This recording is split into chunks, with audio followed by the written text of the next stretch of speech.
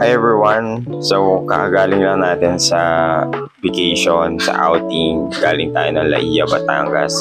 So, ngayon i-edit ko na yung video and I hope you guys like it. Please follow and like this video if you want more content like this. And in the future, mag-share ako sa inyo na about sa business na discover ko. Kung gusto nyo mag-start and wala kayong malaking puhunan, I think this is the best business that you can start on your own. And dito guys, tutulungan ko kayo.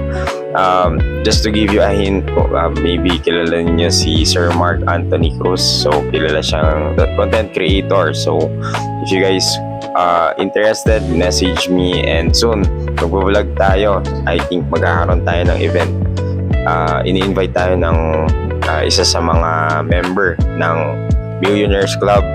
So yan, hopefully makapunta tayo dun sa event at papakita natin at makita natin si Sir Mark Anthony Cruz. If you guys interested, message me and let's go to the video. So yun, sakto naman bago tayo umalis ng bahay para mag-bookit, dumating yung product natin na Lux White. So if interested kayo bumili, punta kayo sa pharmacy namin. Dito lang yan sa San Quinto, Malvar, Batangas. Hanapin nyo yung HMN Pharmacy. And yun nga, we're on the way to Laia, Batangas. So, umalis ata kami ng bahay around 8 na ng gabi.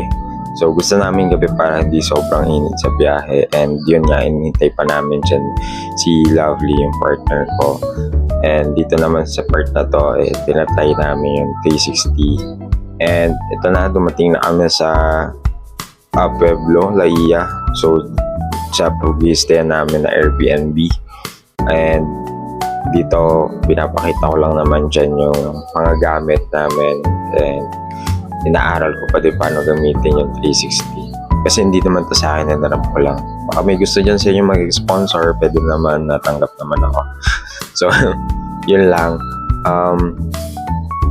Ano pa ba sasabihin ko? Di ko na alam basta yun lang. Thank you guys. Ito, panoorin nyo na anong gagawin ko. Aircon. Wow, lamig! What's up, guys? Here we go! Yo! Ang lamig! So yan, sa part naman na to, sobrang saya namin. Sobrang saya ng isang bata dito na may hawak na pusa na malaki yun, no? Kasi akala namin di talaga ito matutuloy. So, ang dami naging problems, struggles. Wow, struggles. So, natuloy naman siya. So, lagi kong tanong sa kanila habang nandiyan, tuloy ba? Tuloy ba?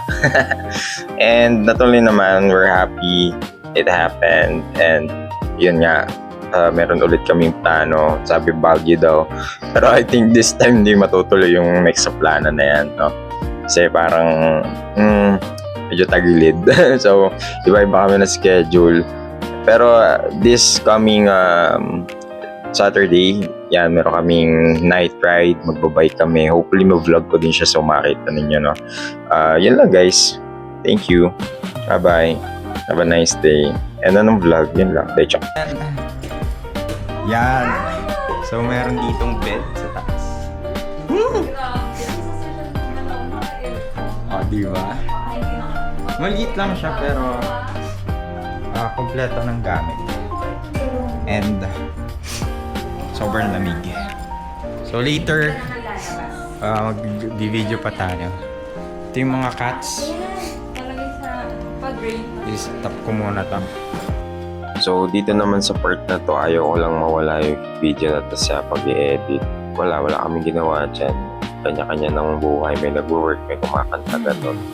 So yan, explain ko lang na mabilis. Dito sa part na to, naglalaro kami ng maipataya para malaman namin kung sino matutulog sa taas at sa baba dahil hindi kami makapag-decide kung sino tutulog sa baba. At yan nga, nanalo ang Team Blue since naka-couple t-shirt sila. Supa bed. So yun, after magbatohan kung sinong matutulog sa baba at sa taas, naglaro lang kami ng Among Us and then after nun, natulog na rin kami kasi gabing-gabi na rin that time. And then ito yung kinabukas. What's up, guys? Good morning. Lalakad muna tayo, hanap tayo ng itlog. Kulang ang itlog namin. Laglag yung isa. Yan, guys. guys, Pueblo de la Ia. Kung gusto ninyo ng budget na Airbnb. So sa part nga na to ay nag-jogging na kami papunta sa tindahan. Walking distance lang naman siya. Pero since tanghali na kami nagsigising, so yung breakfast namin malapit na maging brunch. Nagmadali na rin kami dito. Bumili lang kami ng ibang supplies, drinks yan para sa magiging breakfast namin bago umalis papuntang La Ia Beach. So ito, nag-breakfast na kami. After nito, ligo lang and then punta na kami sa La Ia Beach. So guys, recommend ko lang pagpupunta kayo sa La Ia, medyo agahan nyo kung katulad namin na mag-stay sa Airbnb and then sa morning magbe-beach. Gumising kayo ng mga siguro 4-5. Yun sana yung plano namin, kaso wala nag-alarm sa amin. May isang nag-alarm pero natulog ulit. So yan, tinanghali kami. So maraming oras na nasayang pero worth it. Kasi later guys, makikita ninyo kung gaano kaganda yung La Ia, Batangas. Kung gusto niyo ng budget na Airbnb katulad na tong narentahan namin, paghanapin nyo sa Agoda yung Pueblo La Ia.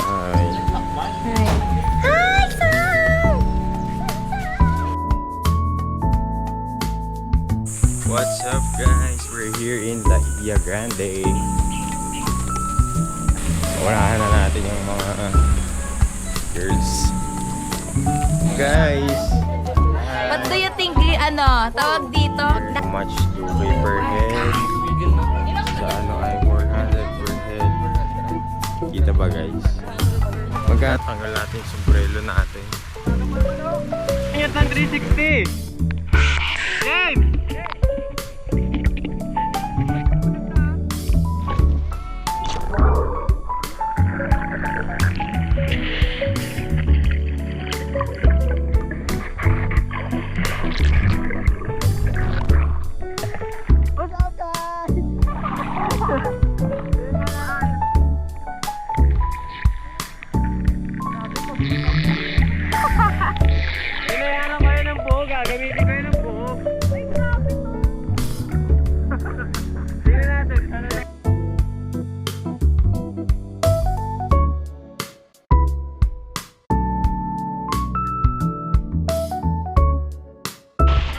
Hindi niya alam yung salitang behave.